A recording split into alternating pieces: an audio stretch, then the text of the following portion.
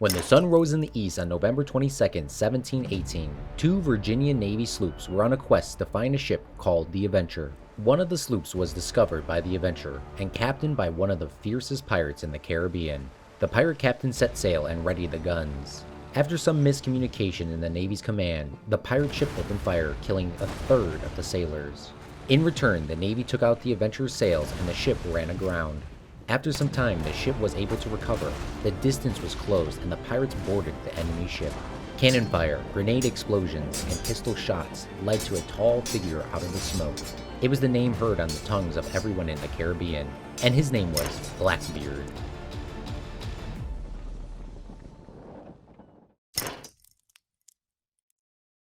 Most of Blackbeard's early life is unknown to many historians. Even his name changes from source to source, being called Edward Thatch or Edward Teach. One of the things that we do know is he was English.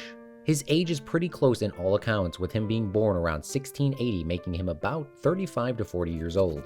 Another thing that set him apart from pirates and people during the time is that he was literate, being able to read and write. At some point in his early life, he began to sail on ships, most likely being a sailor on a slaving ship. Seeing people getting stolen from their homes must have been a life-changing experience and changed his perspective. The royal government made slave trading legal, and there was another form of stealing he liked. Then a war happened. When Charles II died in Spain in 1700, he had no heir to the throne. Who would become the next king? Well, it's simple. Let's follow this chart. In his will, Charles gave the crown to Philip, Duke of Anjou, grandson of King Louis XVI of France. Now everything would be fine and dandy. No, this would just cause a new world of problems. If we look at that chart again, we see that the Holy Roman Emperor Leopold I had a stronger claim that his son Charles VI of Austria would be the correct ruler in the line of succession. What happened next was the war between the Grand Alliance and France and its allies. The Grand Alliance made breakthrough after breakthrough, pushing the Spanish back and taking cities by cities, and France lost control in Italy. It looked like King Philip V of Spain would be removed from his kingship, but King Louis XVI kept holding out.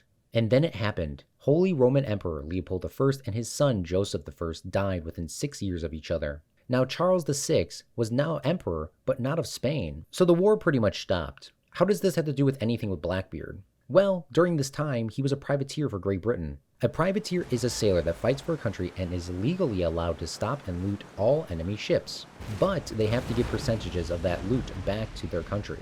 As a privateer during the War of the Spanish Succession, he robbed ships in the West Indies. When the war ended in 1713, he turned to piracy, like many former privateers. Now as a pirate, Teach kept his sails in the West Indies, specifically New Providence. This was a perfect location for many pirates because the harbor was not deep. Shallow water, what about it? Well, it's because the Royal Navy couldn't move their ships into the harbor, making small raids almost impossible. Teach became involved with Captain Benjamin Hornagle's crew in 1716 and took control of 2 ships under his command. They loved wine, and the crew had an endless supply of it when they captured a ship with 100 barrels. Unfortunately, all good things must come to an end, and the supply became low, and the crew began to fight. Well, there's nothing else written about that. Well, the first known record of Teach is when he was seen by Captain Matthew Month in North Carolina waters, a sloop of 6 guns and about 70 men. Later, the 2 men had control of 4 ships, but Hornagle held grudges. He attacked former enemies in the British Navy, and later Teach was promoted above him. In return, Hornagle retired from the Skull and Crossbones, taking the king's pardon. Blackbeard was left in charge of the Revenge in another sloop. The Caribbean shipping trade was slowly being destroyed by pirates. There was no real solutions available to the colonies of Great Britain. Joseph Addison was the Secretary of State for the Southern Department. His responsibilities were to ask the colonists about an issue and see if they had an idea to fix it. If not, he would make his best judgment and make a decision on his own.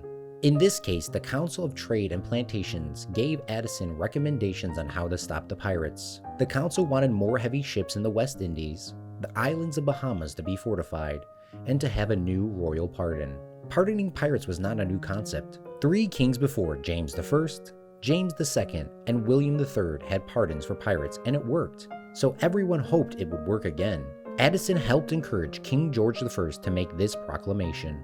We do hereby promise and declare that in case any of the said pirates shall, on or before the 5th of September, in the year of our Lord 1718, surrender himself or themselves to one of our principal secretaries of state in Great Britain or Ireland, or to any governor or deputy governor of any of our plantations or dominions beyond the sea, every such pirate and pirates, so surrendering him or themselves, as foresaid, shall have our gracious pardon of and for such his or their piracy or piracies by him or by the commitment before the 5th day of January next ensuing.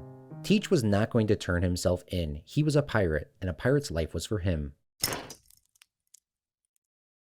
Blackbeard was described as a tall man with broad shoulders. His appearance was to strike fear into the enemy. He carried 3 pistols hanging on his shoulders and had a slow match lit under his hat. This gave off smoke of a man from the devil. This was only said to fear enemy sailors, but he was never reported to kill any captives or harm any captives.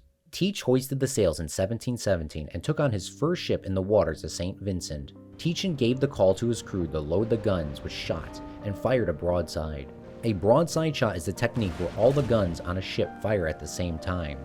This does the maximum damage to a ship, and when in battle, the first ship to successfully broadside often had a huge advantage in winning the engagement. In Teach's first case against the French merchant ship, the broadside attack itself forced the captain to surrender the La Concorde. Once the ship was taken over, the crew was given one of the small sloops in the fleet. The former crew of the La Concorde gave their new ship the name Bad Meeting. The ship that was captured was a slaving ship, and Blackbeard gave the slaves an opportunity for freedom and asked them to join the crew. From this moment on, the La Concorde would be renamed Queen Anne's Revenge. This was no ordinary ship. She had 40 guns and became stronger after it was repaired. Later in the month, Blackbeard saw the Great Allen. After hours of fighting, Blackbeard came on top, taking the ship and sinking it to the locker. In December, Margaret was stopped by Blackbeard and then questioned the captain of the Margaret about ship movements in the local port and told Blackbeard about the pardon. I think Blackbeard did not care about this because he continued his raft in the following months. Then the crew was allowed to leave unharmed. Later, the HMS Scarborough, which was captained by Hum, saw a ship described being Blackbeard heading to Hispaniola. In spring of 1718, Blackbeard did something never thought of before. He blockaded Charlestown port. This was a perfect port to take control of because there was only a single ship guarding. Not really a ship, more of a boat. Day after day, people in Charlestown grew weary and feared seeing the pirate flag in the distance. This did not stop some from crossing the port. After 5 days, 9 ships were taken and their loot stolen. One group of sailors were taken to cells and were told they were going to be killed if they did not give in to their demands. One person was council member Samuel Wragg of Carolina. Blackbeard wanted one thing, not gold, silver, or lead, but medical supplies. Mr. Wragg accepted Blackbeard's offer to spare their lives and went back to Charlestown to meet the request. They had 2 days to obtain the medical supplies or the heads of the captives would be sent to the governor. 2 days went by with no word. Blackbeard was enraged. He hauled up the anchors and sailed into the port. But when they arrived, the 2 pirates that were sent with Mr. Wragg were found drinking in a tavern with the medical supplies, and Blackbeard, a man of his word, released the captives. Lieutenant Robert Maynard was the commander of the HMS Pearl, and he was reassigned to 2 sloops named Jane and Ranger. He sailed with purpose to find Blackbeard. Well, money did play a role. The extra incentive for Teach's capture was the offer of a reward from the Assembly of Virginia, over and above any that might be received from the Crown. On November 21, 1718, Lieutenant Maynard stopped ships around the island of Ocracoke. This limited the word that there was a mission in place. In the morning, they found the Adventure. They caught Blackbeard off guard and fired. Blackbeard awoke the drunken pirates and began to sail after the ship. He fell right into Maynard's trap. The goal was to push the Adventure into shallow waters, to run the ship aground. Right before the ship became stuck, they were able to fire a broadside shot, killing 1/3 of Maynard's men and a string of officers. Then all 3 ships ran aground. Teach's ship was knocked out not because of the water, it was because of Maynard's ships that shot out their sails. Each captain forced their men to pull their ships out the water, and once they did, they closed in on each other. Blackbeard made the offensive strike climbing aboard. Grenades and hooks allowed the pirates to board easily, but Teach did not know that Maynard's men were hiding below deck. They fought with everything they had. Maynard and Blackbeard met face to face. They shot each other and fought with their swords. The pirates were faltering, meeting at the back of the ship. Blackbeard continued the fight until one of Maynard's men slashed his throat. Then a mob of men finished him off. The pirates that were not killed surrendered. After the battle was over, 8 Maynard's men died to the pirates' 12. These numbers change from source to source. Blackbeard's body was discovered and he was cut 20 times and shot 5.